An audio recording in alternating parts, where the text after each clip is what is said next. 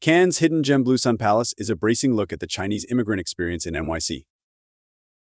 Director Constance Tsang drew on her youth in Queens and real-life stories from Flushing's Asian community for the film about two women struggling to get by while working in a massage parlor. The first feature from director-writer Constance Tsang, the Cannes Critics Week title Blue Sun Palace, is set in Flushing, Queens, where two migrants, Amy from Taiwan and Didi from China, work in a massage parlor and struggle to get by. But viewers could be forgiven for not recognizing the location. There are no drone shots of the Queens skyline, no wide establishing shots of Flushing's bustling Chinese community. Instead, Tsang frames her subjects tightly, placing them in liminal spaces like stairwells and hallways thresholds. Tsang explains, where they're so close to freedom, but it's never afforded to them. Amy and Didi dream of a better life, but their world is in part constrained by the sometimes inward-looking construct of the Chinese immigrant community.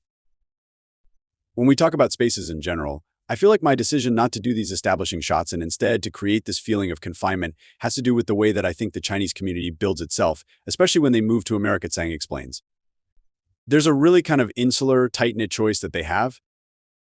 Discussing her movie, which is screening in the Parallel Film Festival sidebar to the 2024 Cannes Film Festival that is organized by the French Film Critics Union, Tsang, who lived with her parents in Flushing until her father died when she was 16, sees that dynamic in her own family. A lot of their lives happen within this bubble, she says. The conversation of freedom and what it really means, I think that actually has to do with my own perception on the limitations of what these people can achieve here. Tsang's tight framing also keeps the focus on the endless, invisible work done by Amy and Didi and immigrants like them.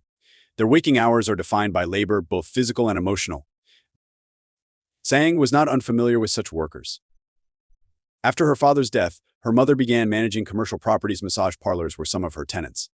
Then, as Tsang was writing the script between 2018 and 2022, real-time tragedies also began to inform the story. COVID was just happening. The Atlanta spa shootings, the rise of Asian hate crimes, she recalls. It all felt like something that was happening around me. The media coverage of Asian massage parlor workers touched Tsang. In doing the research and really trying to get a grasp on this specific setting for the story, I was really drawn to these particular women because they reminded me of my mother, she says. They reminded me so much of the labor that was involved and how much that was overlooked at times. Tsang also worked with anti-human trafficking consultants Man King and Susan Chung, who told her heartbreaking stories of trafficked women, many of whom didn't speak English. Some had been trafficked and didn't even realize that they were being trafficked, Tsang recalls, or shared one cell phone that they couldn't really even use because they didn't know who to call. But beyond the painful struggles of women like Amy and Didi, Tsang hopes audiences will recognize their humanity and that there is a life behind these people.